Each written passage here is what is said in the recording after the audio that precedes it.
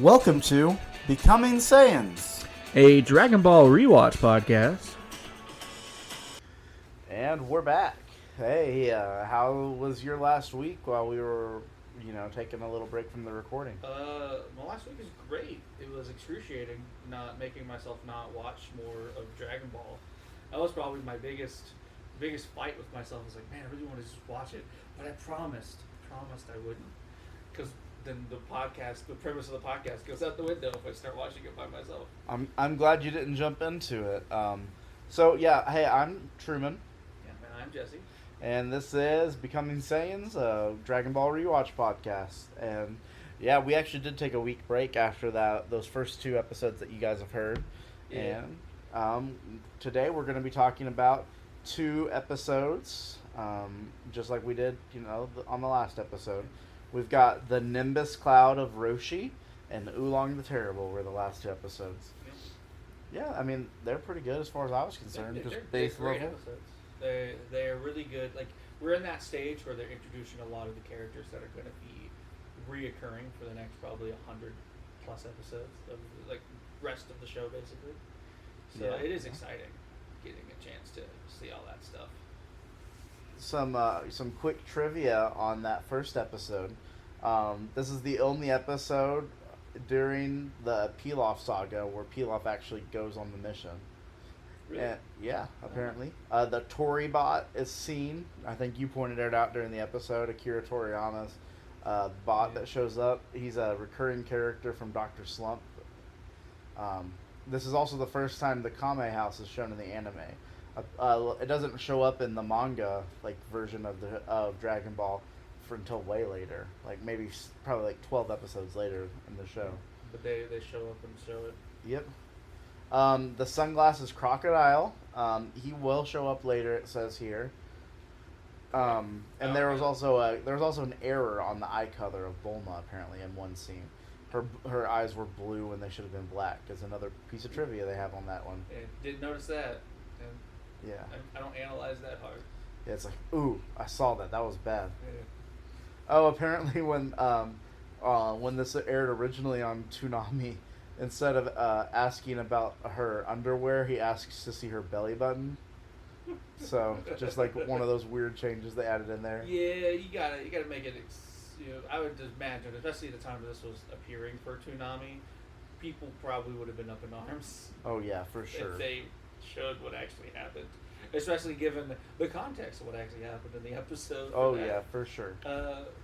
Which we'll get into. I mean, if you want to get into it right now. I was just gonna give a little bit of trivia on the next episode first, and then we'll do a little recap. I think I'm gonna let you take the recap this time, though. Recap this time. And so just a little bit more trivia on the next episode, the Pilaf episode or Oolong episode. Yeah. It's the first episode to not have any Pilaf in it, and this is also the first episode where Goku is seeing civilization. Yeah. This is the first episode to feature one-time characters that have names, apparently. Yeah, that makes sense. I mean, I assume we're probably never going back to the village to see the daughter and all the village chiefs and stuff. And there's not really a lot of, extra trivia on this one. Apparently there was two different voice actresses that played Sarah's mom in the episode, but that's about it. There's not a whole lot there. It's just very straightforward. Like, what happens in the episode is all you need to know. Yeah. All right. And so, as you saw during the last episode, I did the recap. Now it's your turn to recap. Yeah. Well, we'll start with episode 3, which is the Master Roshi Nimbus Cloud episode. I mean, it kicks off. We're taking the turtle to the sea. They get to close to the ocean, and they get intercepted by a bear, who Goku just basically plays with his food, fighting the bear, until he just decides to just one-punch man it, and then move on with their. Well, first of all, the turtle goes, Goku's like, man, he thinks that you're delicious. And the turtle's like, no, I'm poisonous, don't eat me. And Goku's like, that's what I thought. Yeah, people just eat anything, but not me. And then they run off to the ocean. They get to the ocean, and the turtle's like, wait here, I gotta go give you a gift. I gotta find somebody to get you a gift. So they're just sitting on the beach, just chilling, doing beach things. and all of a sudden the turtle appears on the horizon of the ocean with a dude on his back. And that dude is Master Roshi, the turtle hermit, right? That's what they called him. So, and then he shows up and he tries to give him the flying carpet. And he's like, "You took the flying carpet to the dry cleaners." He's like, "Oh yeah, okay, go." Well, I guess we could try the cloud. So he gets the Nimbus cloud, calls it in, tries to show Goku like to be pure of heart. You have to ride it. He falls all the way through it. It's like sitting around his waist. He's like, "Well, Goku, go ahead and try." Goku jumps on first try and just starts flinging around, and everyone's like, "It worked. How did that work?" Then we get on to Pilaf. yeah. Then we get to the Pilaf stuff. So Pilaf discovers that there's a Dragon Ball that on Master Roshi's island. Master Roshi has a Dragon Ball, so they all load up into a plane. Which, as we heard, this is the only time in the entire show that Pilaf will go on the mission to get the Dragon Ball. So they load him in the plane. It's all cramped. They show up, and when they show up to the island, Pilaf's like, "Okay, sit back. We're not going to break into this place. I got this universal key, which I want. I want a universal key. It looks awesome." He uses the universal key to what it seems like lock an already unlocked door. As he clicks it, doesn't open. Meanwhile, forget their names. Shu and I just blanked on her name. Mai. Shu and Mai are like, yeah, this window's been open this entire time. Open the door. Pilaf's like, really? Like, come on. And then they eventually scavenge the entire house. Can't find the Dragon Ball because while that's happening, Roshi's on the beach trying to he's like, "Oh, I don't know if I should give Bulma a reward for bringing the turtle back. I don't know. Maybe if you showed me a special something on your body, well, I would give it to you." And so she flashes her things, which the thing that he wanted to see is not there. I don't know how much we want to talk about that stuff, but he keeps it going. Eventually, she convinces him to give him the Dragon Ball, and then they go on their separate ways back to their house. Meanwhile, where she discovers the problem that is Goku did something to her that made what she was doing to Master Roshi a lot worse. So from there, we go back to Master Roshi showing back up on his island where Pilaf, Mai, and Shu are all scavenging the house and trying to intimidate the crocodile to tell them where Roshi and the Dragon Ball is. And then Roshi's like, "Oh yeah, I gave that Dragon Ball." Like, when Pilaf questions him, he's like, "Yeah, I gave the Dragon Ball to that girl on the beach." He's like, "On the beach? Okay, well, that doesn't help us at all." So they load up in the boat and like, "Hey, can you give us a push so we can get the boat or the plane that becomes the boat into back towards the island, back away from the island to the beach?" And Roshi's like, "Yeah, sure," and then purposely pokes a hole in the back of the boat and then pushes them off. He's like, "Man, they deserve it for just messing with my island." And the first episode, episode 3, ends with them sinking into the ocean, and with I think Goku and Bulma get back to the house in this episode. But I don't think they get rid. Do they get rid of the house in this episode? No, that's next episode. So in the next episode, which is really probably my favorite of the 2 episodes in this. I think I'm gonna jump in here just to wrap up this thing. You're kind of getting too into detail on our little recaps. Yeah. And I was just gonna say, on this episode, it's an Oolong one. They run into an evil shapeshifter named Oolong, and he comes out to find out he's kind of just like a regular old dude, and they are able to talk him out of doing what he had been doing, and they get a Dragon Ball, and that's kind of the end of the episode. Now we can get into talking about it. Yeah. I'm not trying to cut you off. I'm not trying to be butthead about it. But I definitely get that. Like, you were like, do the recap. And I'm like, sure you want me to do the recap? Because I'm gonna feel like I can't leave out any details because That's the type of person I am when it comes to describing things. You're good. You're good. I was just jumping in just to try to wrap that one up so we can start talking. It's like 10-minute recap. Yeah, 10 minutes of recap. So my first thing I had down was that Goku isn't scared of anything. Because in that first episode, he just straight up runs up on a giant bear with a sword, and he's just like, okay, sounds fun. He's just toying with it. He's toying with its food in air quotes. Yeah. What's great about that moment is it shows you two things: that Goku is confident in himself, but also him being not smart in the ways of the world really helps with him not being scared of certain things.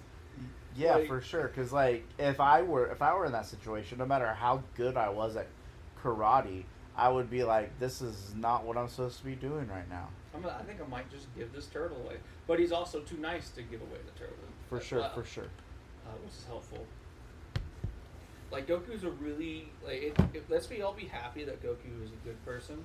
Because if Goku wasn't a good person, it would be awful for the world. Like, if we had, like, an evil Goku situation, it would be scary.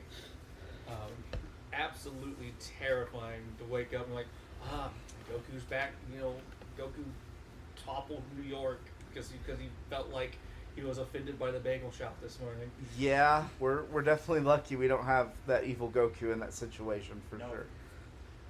I know we talked about it in the trivia spot. My next thing was, oh my gosh, an Akira sighting. Akira Toriyama's like self-insert was in this episode. Yeah, which the only reason why I know what he looks like, because I called it out immediately. I was like, oh, look, there's Akira. Is because me and my partner play Blue Dragon, the video game version, and he's a shop merchant in there. He doesn't look the same as he does in this animation. Like, he's got a slightly different redesign for that. Yeah. But he's a shop merchant. I'm like, oh, there's his self-insert. And I also know he loves putting himself in as like a little side. Look at me, there's an Easter egg character to look for every now and then. So it was nice to see him for the first time in the show, and I'm sure we're going to see him probably 30 plus more times. Yeah, I mean, some version, maybe like wanted signs, just stuff in the background. Blink and you miss it type of stuff. Yeah. It's kind of become a scavenger hunt. I'm going to try to see if I can find it every episode before you tell me on the fun facts. Yeah.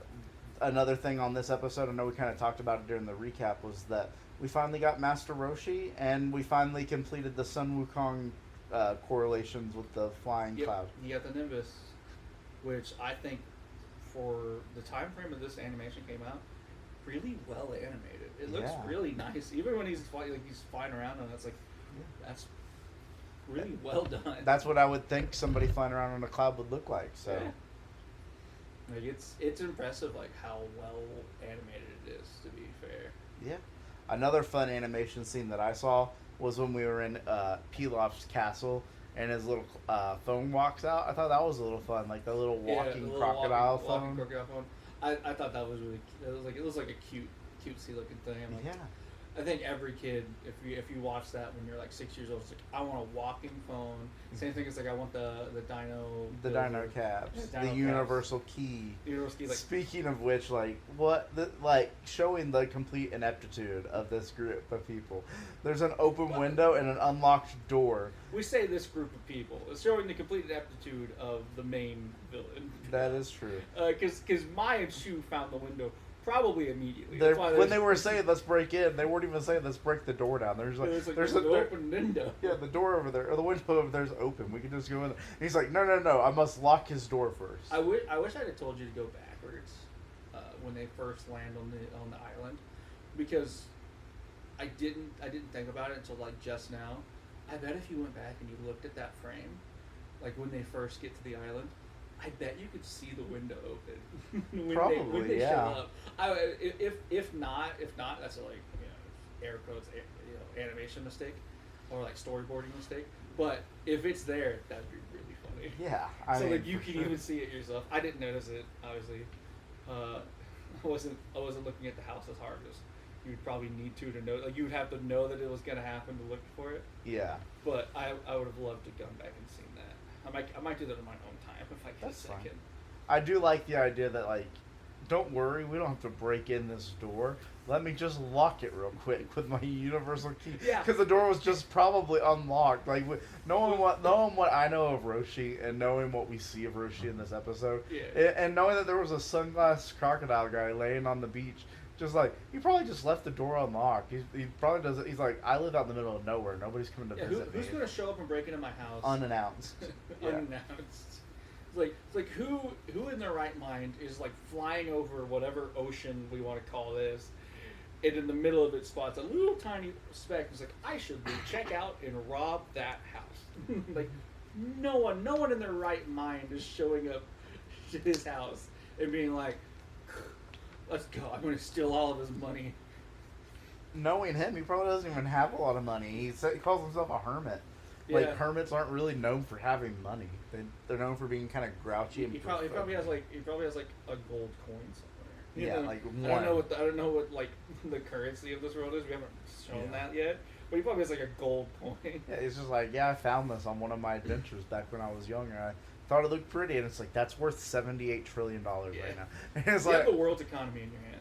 Yeah. I mean, he had a Dragon Ball, didn't know what the heck it was. Yeah, he's like, I found this, it washed up on my beach. Well, one day I was just walking around my house, and there was an orange ball, and I picked it up. Yeah, I thought around my neck was a necklace. Yeah, I thought it looked cool, made it into a necklace. And it's like, dude. But now that we're on Roshi, I feel like we got to bring up my biggest problem with these two episodes in particular, and it's that Roshi is the impetus of all of the worst characters in anime. Like, as far as I'm concerned, he's like the first pervert character, and he set the groundwork for every one of these kinds of animes is gonna have that gross person in it. Yeah. Sorry. No, you're good. Yeah, I mean, like, he's just like, he's the worst. It's the fact of Dragon Ball is very influential. Yeah. In animation spaces and anime spaces, for really cementing tropes as commonly seen tropes.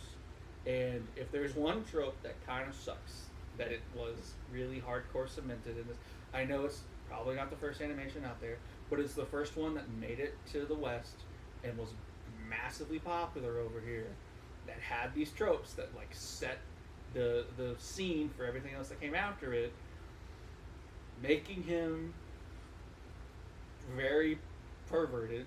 Yeah. Is really, like, it's the main core of his character is that he is that. And the thing is like, I know Roshi from the other episodes, and he's I love Roshi, but it's like, outside of the perverted stuff, like, he's a great character. And it's just, gosh, why did they have to make him such a nasty person? Yeah, it's one of those things, that's my favorite, like, discourse with him, is everyone's like, he's an awesome character, you love him until he does the thing you hate him for. Yeah. Which is a lot of characters like that. There's a lot of characters out there like that where you're like, man, I really love voting for this guy in such and such anime, and then they do the thing, and you're like, oh, they did the thing. We just had 3 great episodes where you didn't do the thing, and now he did the thing again. Yeah. But with Roshi, it's like every time he's on screen, you know something stupid's gonna come out of his mouth. 90% of the time. And you're like, why? Yeah, why did you have to do the thing? But it's because, I mean, did it get a tiny chuckle out of me? The moment he said it the first time, a little bit, but I also knew it was coming. Yeah. If you don't know it's coming and you're watching this with a kid, you might be like, why? Why am I letting my kid watch this? Well, I promise he keeps it PG as you can when he's talking about it, but it's still gross. Yeah. And then, like, the humor of Bulma from last episode not having her underwear on just makes the scene like 1,000 times worse. You know, it's like, haha, Goku checked to see you, and we got a little like balls joke, and then all of a sudden, like, oh no, that came back around to make it kind of tough to watch that little bit there. Yeah, especially knowing that she's probably no older than like 16. Yeah, knowing that she's like 15 or 16, and Roshi's obviously like in his 60s.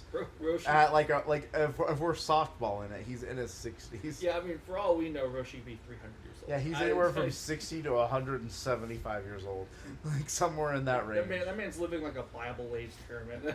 Yeah. Man is, and he's also a master. He's a master Bible-aged hermit in a society that has dinosaurs just walking around. Yeah, and he's also a turtle hermit. Which, like, what does that even mean?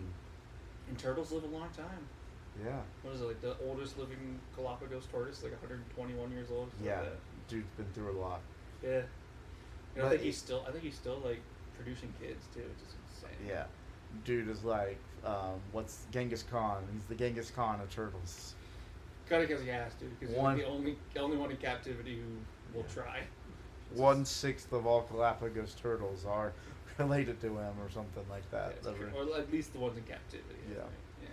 But it's insane. It's outside of that, he's a great character. Yeah, I mean, and like we didn't really see much of the other stuff in this episode, really, because he's very limited in this episode. But he's an iconic character.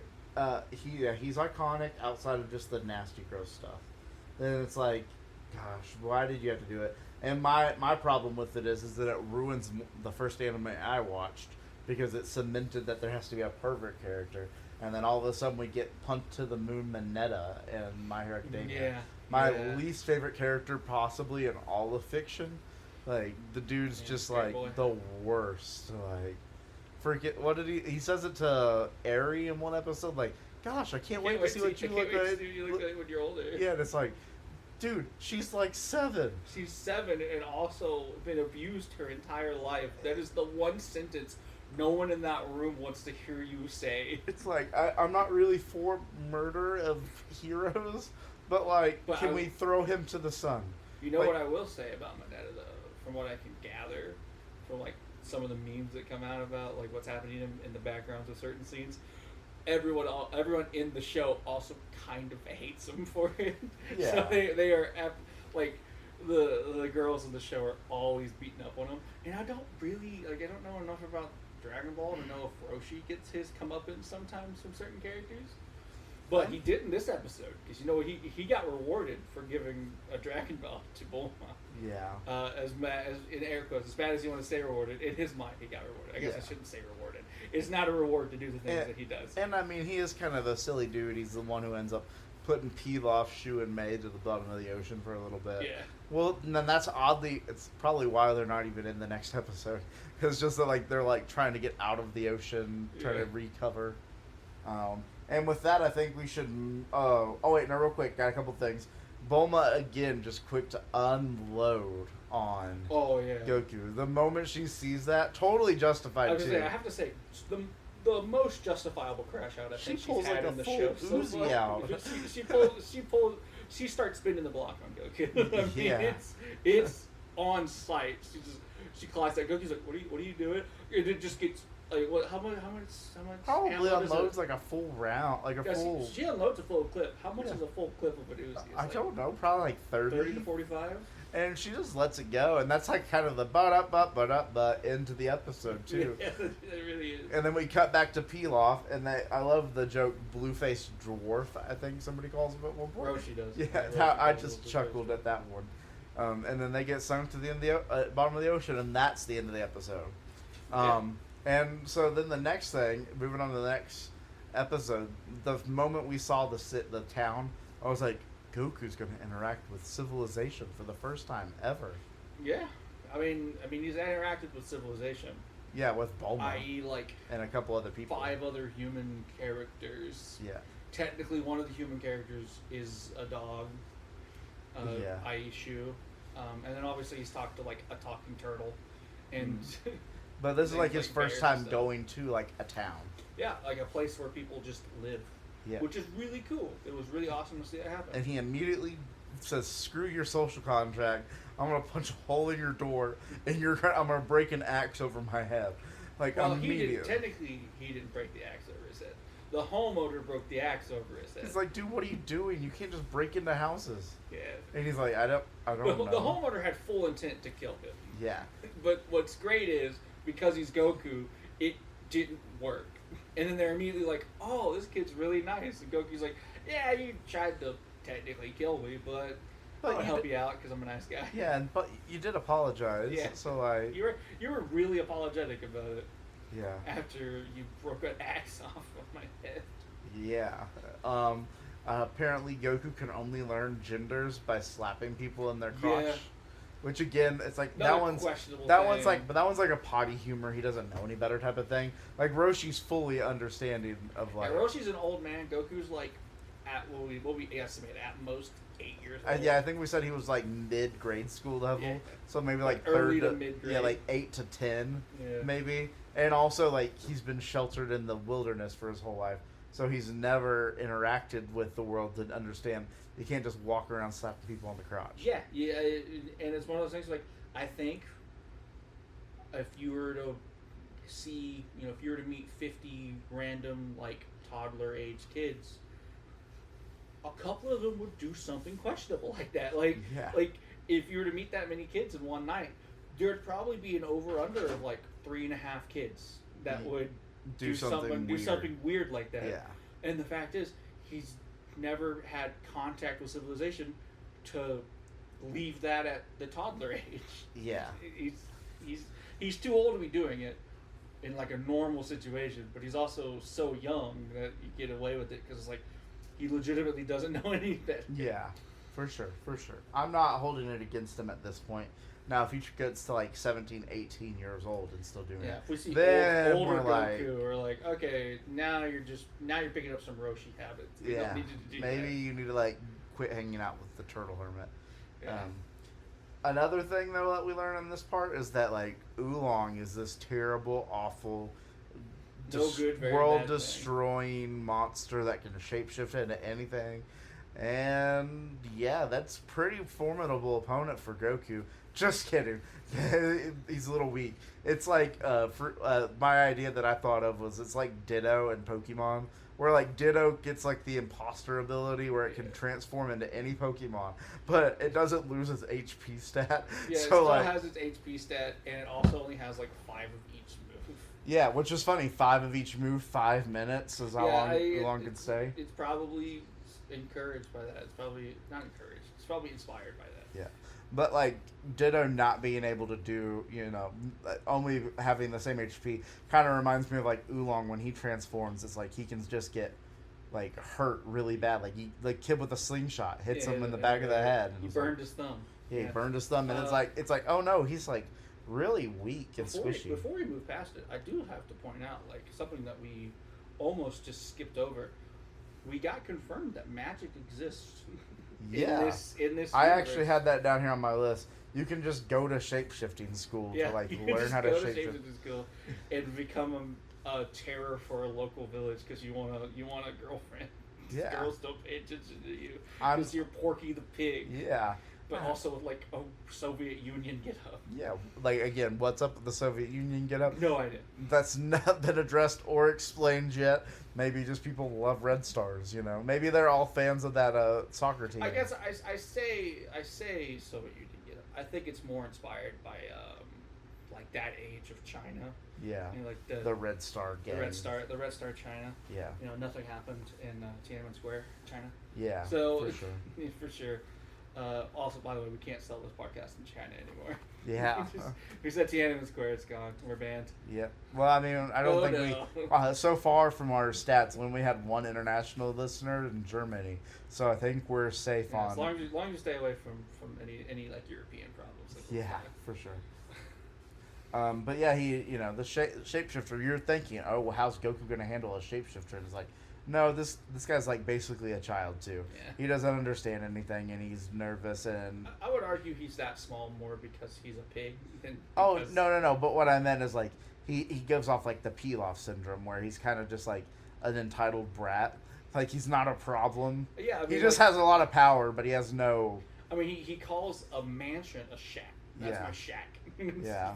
About it, it's a smaller version of Pilaf's place. Yeah. And he was very incel coded. Yeah. I'll just capture all these people, and then they'll like me. It's like that's not how that works, man. You know what is funny though? I mean, it seemed like the kids, like the girls, liked him, but in the fact of like they liked him because they could get away with just abusing his niceness because he's so desperate for their attention. Yeah, for sure. It was like, oh, you're gonna be nice to me and give me everything I want. Like, sure, I'll stay here. No big deal. Yeah. And he's like, please take your kids back. I don't want them. I thought they were going to be my trad wife, but no. Instead, it's the fact that it's almost like they're still like 10-year-old kids. Yeah, I'm just like, dude. Again, what's up with the obsession of small children? Because they're easier to manipulate. I don't know. I guess. And then I love I'm not getting married to a bull. What I immediately thought was Zeus being like, don't knock until you try it. A majority of male Greek gods have entered the chat. Yeah, they're like, hey, excuse me. Did you just say you wouldn't marry a bull? Well, that's kind of a bad thing. Who was it that made like the Minotaur happen? Zeus. That was Zeus. Was that Zeus? No, Yeah. was it Zeus? Yes. Was he the one who like? No, I thought it was like God got mad. And Yeah, then, like, God got mad at was it Zeus? Daedalus, or not Daedalus, at King Minos because he served him human flesh at his dinner, and Zeus got mad, so he smited his wife into being obsessed with the bull so that he could make the Minotaur, and that's how Daedalus got tied in. So, I could have sworn it was I mean, don't try me on this. This is me coming from Percy Jackson, but I'm pretty sure that's the gist of what happened. I could have sworn it was different. It was a different god, but I also haven't looked into the mythos. Yeah, I'm the last pretty time, sure. The last time I looked into the mythos, I was playing Assassin's Creed Odyssey. Yeah. And it's not super accurate in there. I don't. Well, actually, I think it is pretty accurate, but I also haven't played it in like 4 years. Yeah. I played that during like I think COVID. It's the last Oh, time apparently it was Poseidon. Was it Poseidon? Was it Poseidon? Apparently it says here on the when I looked it up. I did not think it was. I was wouldn't wrong have guessed. on both accounts. I wouldn't have guessed guessed. I wouldn't have guessed Poseidon. I would have guessed Zeus for sure. Yeah, Zeus is. Yeah, I mean, I guess of the 3 brothers, the least likely was going to be Hades. Yeah, Hades doesn't really mess with people I like that. I didn't think it was going to be the 3. The only time Hades did anything weird was because he's like, I just want a wife, and he just steals somebody. It's like, dude, why didn't you just go get the 7 Dragon Balls? I would have saved you. Yeah. Get 7 Dragon Balls and boom, there you go. Yeah, apparently that's how it works. You can just wish yourself a wife. Yeah. I like their plan to infiltrate Oolong's little harem. The whole great plan that immediately fails because Goku didn't use the restroom before he got into Yeah, position. it's a fantastic plan that falls apart almost immediately. Mostly because you're making a plan with Goku, who we have established is not the sharpest tool in the shed when it comes to following. Like, he just kind of does what he wants to. Yeah. So making this big elaborate ruse for him to act as a little girl and get kidnapped. You gotta cross dress as a girl. You gotta stand there and pretend to be a girl. You're gonna pretend to be this girl in particular. But I have to pee. No time to pee. Go set over. But I really gotta go. It's like, oh man, I'm bursting. As I think Bingo says in Bluey. But yeah, like it immediately falls apart, and just immediately and also it doesn't help that Bulma, like when he shapeshifts into a handsome guy, Bulma's like, oh, well, hello there. Yeah, I literally put, like, when that happened, I was like, man, Oolong got that thing on. Like, he was rocking that suit. He was rocking the suit the entire time the suit was in there. Yeah, and so, again, we go to the whole, you can go to shapeshifting school. That was another note I had on there. And then, I mean, he looks powerful, but, easily. Goku can break bricks with one finger. He broke, what, 4? I pretty think sizable. Yeah. 3 or 4 pretty sizable breaks. Yeah. End of the day, that's pretty much it. A chase ensues, and he's able to catch up pretty quickly using his Nimbus Cloud. Well, technically, the first chase, he chases him out of the gate, and Oolong just becomes regular pig. Oolong's just chilling on the gate, like, I think the monster went that way. Yeah, and it's like, that's how you immediately find out about that's the backstory to shape-shifting school and all that stuff. Like, oh, it can only last for 5 minutes. Yeah. And then the next runaway, he turns into a bat after he sees him break all those bricks. And so Goku grabs it. And there's also this weird prophecy in the town that's like, we will be saved by a child who dances on clouds. And it's like, oh, so this is easily just Goku, right? It's just Goku. It's like, who told you this prophecy? I have a feeling there's probably going to be a lot of prophecies and a lot of episodes that just perfectly describes Goku. There's going to be whatever he's doing in that moment. There's going to be this kid with a big stick that gets bigger. It's like, and he like beats the Pteranodon off the cliff or something. Yeah. You know. But that was basically the end of my notes. I guess like we could move into like a worst part, best part. The worst part for me is a toss up. If you're okay with this, I would say the worst part for me is either like the Oolong harem stuff, or Roshi, and I'm probably gonna go with Roshi being the worst part. That whole thing with Bulma just kind of made me uncomfortable. Like I've seen it and I laughed a little bit, but at the same time, because I know it's fictional. But it did make me a little uncomfortable because I'm like, this is kind of gross. This is why our mom and dad wouldn't let us watch anime when we were little. Is because of like stuff like that. And it's like, if this wasn't here, I would say this would be a better show if they didn't have the Roshi's a weird pervert. But also that would take some of the, to a certain extent, to be defensible. It would also take a certain part of like Roshi's character out that makes him the flaws, gives him the flaws that he is, and they're not saying it's a good thing that he does this. Oh yeah, it's very like I think this it's guy's very gross. that's one thing I will give anime when they put that trope in. Is 99% of animes when they put a trope like that in, they're like this. You're not supposed to like this character. Yeah. Or you're not supposed to like this character for this reason. Yeah. If you do like a character for that reason, you should maybe go look in a mirror and make a change, as Michael Jackson says.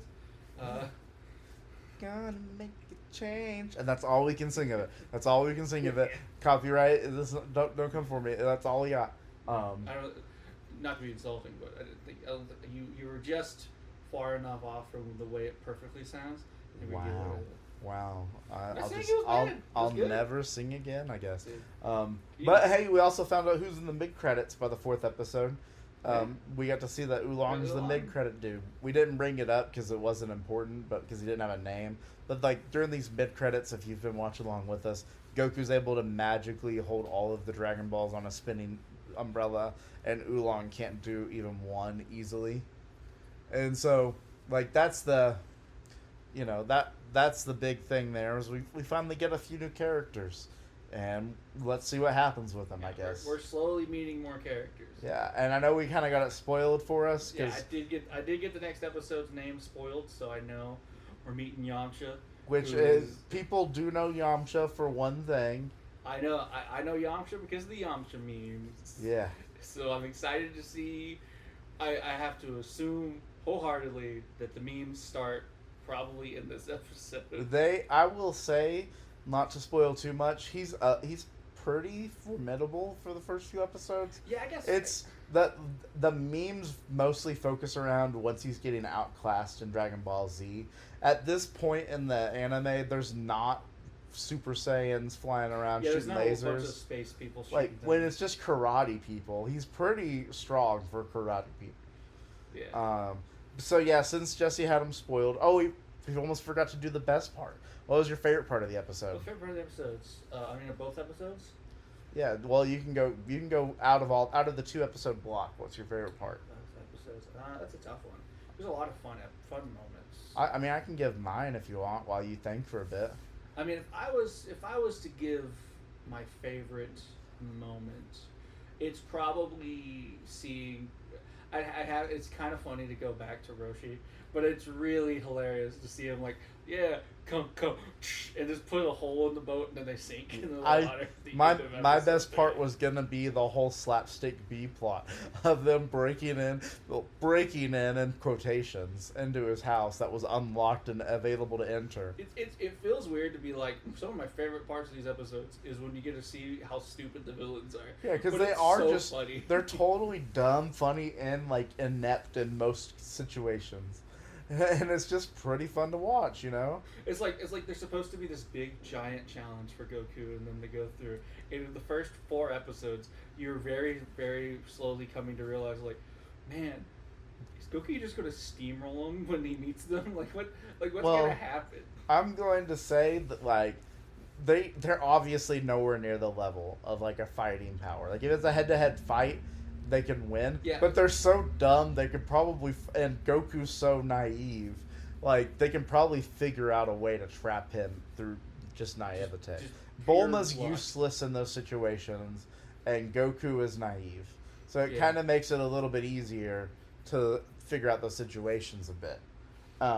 But yeah, since Jesse had the episode title spoiled for him, I'll go ahead and say the next two episodes we'll be watching is episode 5, Yamcha the Desert Bandit, and episode 6, Keep an Eye on the Dragon Balls. And so, with that, I have been Truman. And I have been Jesse. And to reach out to us on becomingsaiyans@gmail.com, check out our TikTok. Tic-tac. See, that's how old I am. My- Reach out to our TikTok, our Instagram, our Twitter, which is all Becoming Saiyan Pods. And we finally got an Instagram? we got an Instagram. I posted the same thing I posted on TikTok over there. Yeah, just reach out to us there. And as always, the journey continues. Check in with us next week.